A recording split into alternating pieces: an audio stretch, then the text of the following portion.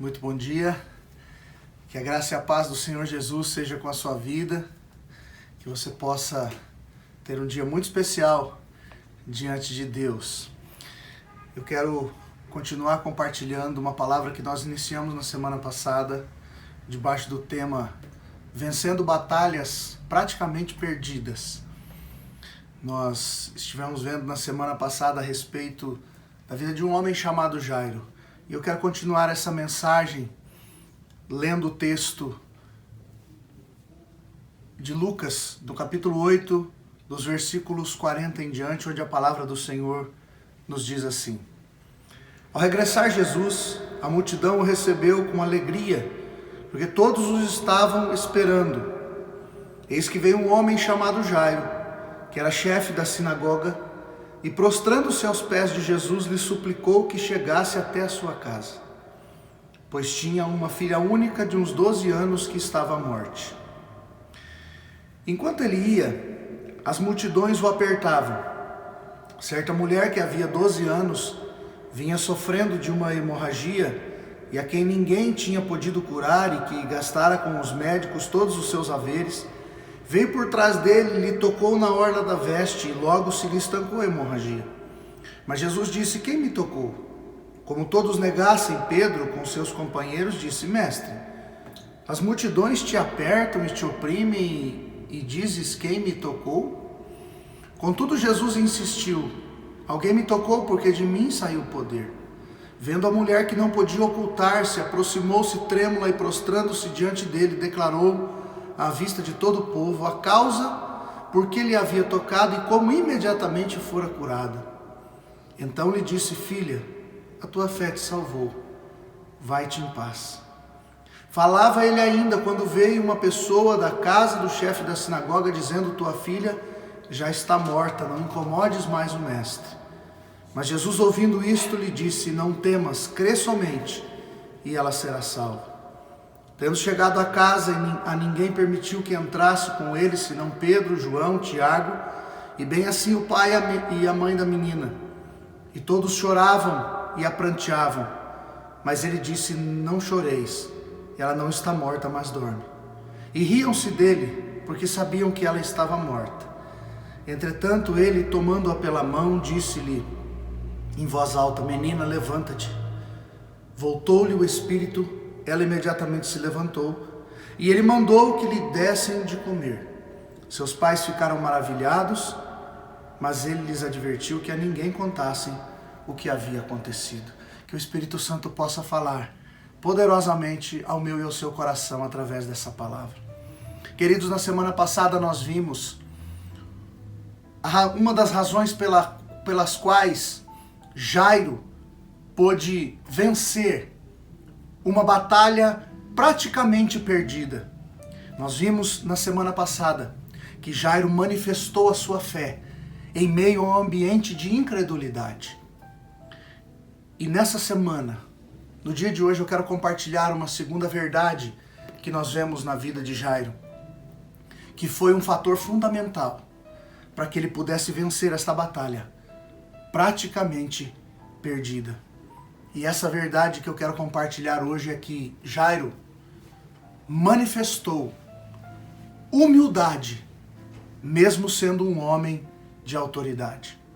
A palavra de Deus nos diz, no versículo de número 41, que Jairo era um homem chefe da sinagoga, um dos principais da sinagoga. Jairo era um homem de autoridade no meio do povo judeu, no meio dos israelitas. Jairo era um homem que gozava de uma posição privilegiada em meio ao povo. Mas é interessante que quando Jairo se encontra com Jesus, o texto diz que Jairo se prostra diante de Jesus. Jairo entende que diante de quem ele estava, não há homens, não há posições, não há autoridade humana capaz de fazê-lo permanecer em pé. E é isso que eu e você precisamos entender. Muitas das batalhas que enfrentamos, muitas das lutas pelas quais nós passamos, elas serão vencidas, dentre outros motivos, através da nossa humildade. Quando nós entendemos que nós somos dependentes de Deus. Jesus Cristo mesmo disse que o reino dos céus é dos humildes de espírito, daqueles que reconhecem a sua condição, daqueles que reconhecem o Deus que os criou. O apóstolo Pedro, em uma das suas cartas, ele diz que Deus resiste ao soberbo, mas ele dá graça ao humilde. Ou seja, o seu favor é para aqueles que se humilham na sua presença, reconhecendo a sua grandeza, a sua soberania, a sua majestade e o seu poder. Há situações na minha e na sua vida que muitas vezes Deus permite para que nós nos humilhemos na presença dele. Para que nós muitas vezes saiamos da nossa posição e da nossa condição humana. Muitas vezes onde nós mesmos nos colocamos. E eu quero compartilhar uma história que está no livro de Reis, no segundo livro dos Reis, no capítulo 5, que fala da história de um homem chamado Naamã. Naamã era um homem de posição, era um general de guerra, o chefe do exército da Síria, era o segundo homem do mundo na época, quando a Síria dominava todo mundo. Mas Naamã era um homem leproso. Interessante que a lepra era um sinônimo do pecado. E Naamã tinha dentro da sua casa uma menina israelita que fora levada como escrava. E num determinado dia, a menina compartilha com a sua senhora, com a esposa de Naamã, que se ele estivesse em Israel, diante do profeta Eliseu, ele seria curado da sua lepra. Naamã imediatamente, quando fica sabendo dessa possibilidade, ele pede autorização ao rei da Síria para ir até Israel. Ele vai até o rei de Israel. O rei de Israel não está sabendo de nada. Eliseu, sabendo que Naamã estava no território de Israel, mandou um recado para o rei de Israel, dizendo que ele enviasse Naamã até ele e que ele saberia que em Israel havia um profeta de Deus. Naamã imediatamente se dirige então para a casa de Eliseu. E quando ele está se aproximando da casa de Eliseu, Eliseu manda o seu moço de encontro com Naamã, dizendo para Naamã o seguinte: você quer ficar limpo da sua lepra? Você quer ser curado da sua enfermidade? Então você vai se mergulhar 7 vezes no Rio Jordão. Imaginem só, o segundo homem do mundo, um homem acostumado a ser tratado com pompas, com condecorações. Imagine se o segundo homem do mundo fosse chegar na sua casa. Qual seria a recepção que ele estava acostumado a receber? Mas é interessante que Eliseu tampouco o recebe, mas dá uma ordem para ele se lavar no Rio Jordão. Imediatamente Naamã ficou irado e disse: como assim? Eu esperava que o homem de Deus viesse até mim, colocasse a mão sobre o enfermo, repreendesse a minha enfermidade e eu ficaria curado. É interessante, assim como Naamã, nós também fazemos.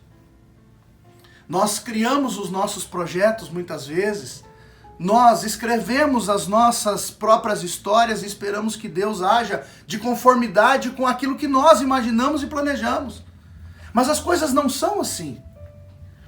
Deus não age do modo como queremos. Deus não age a partir da nossa mentalidade humana, da nossa racionalidade humana, mas Deus tem os seus caminhos, os seus propósitos e os seus meios para trabalhar em nossa vida. E Naamã, então, irado, ele se vira e está voltando para a Síria, quando um dos seus subordinados diz para ele: meu senhor, por que o senhor vai embora? O senhor está indo embora enfermo da mesma maneira que veio para cá? Só porque o homem de Deus lhe mandou mergulhar 7 vezes no Rio Jordão? Se ele tivesse pedido algo difícil para o senhor não teria feito. Por que o senhor não faz isso? É interessante que Deus sempre coloca pessoas mais ajuizadas do nosso lado. Pessoas que vão nos aconselhar. Nós falamos semana passada. Quem são as pessoas que nos aconselham? E a partir daquela palavra daquele soldado, Naamã então revê a sua posição, ele se mergulha no Rio Jordão. Não uma, nem duas, nem três vezes, mas 7 vezes segundo a ordem do homem de Deus. E quando ele se levanta pela 7ª vez, Naamã está curado da sua lepra. Sabe por quê? Porque a enfermidade de Naamã não estava em primeiro lugar no seu corpo físico, não estava no seu exterior, mas a enfermidade de Naamã estava dentro dele. Uma enfermidade chamada orgulho. E quando ele foi curado do seu orgulho, a sua enfermidade física também foi eliminada do seu corpo. Quantas vezes Deus precisa trabalhar dentro de nós primeiro, para que algumas coisas fora possam ser transformadas. Talvez seja essa a minha e a sua realidade no dia de hoje. Eu quero que você considere seriamente a respeito dessa palavra. Jairo foi assim. Jairo não pensou na sua posição. Jairo não estava preocupado com o que as outras pessoas iriam dizer a respeito dele ser um chefe da sinagoga, até porque a maioria dos judeus naquele momento ainda não criam em Jesus. Mas ele se prostra diante de Cristo. E é isso que talvez esteja faltando para mim e para você. Nós nos prostrarmos em humildade diante de Jesus e dizermos: Senhor, eu não tenho forças mais para lutar. Eu não tenho condições mais de enfrentar essa situação. Eu estou entregando completamente essa realidade diante do Senhor. E você vai ver as mãos do Senhor agindo poderosamente na sua vida e nesta causa específica pela qual você tem lutado, enfrentado e muitas vezes sofrido e se angustiado. Que o Espírito Santo de Deus possa agir poderosamente na sua vida, e eu não tenho dúvida nenhuma que Deus está mudando realidade de pessoas neste exato momento, porque esta palavra não é a palavra de um homem, mas é a palavra de Deus. O Espírito Santo está entrando em casas, está entrando em relacionamentos familiares, está entrando na vida conjugal. O Espírito Santo está mudando a realidade de enfermidades físicas também. O Espírito Santo, nesse momento, está trabalhando no entendimento de algumas pessoas. E eu creio que poderosamente Deus está agindo a seu favor. Assim como Jairo se humilhe na presença de Deus, e o Senhor fará grandes coisas na sua vida.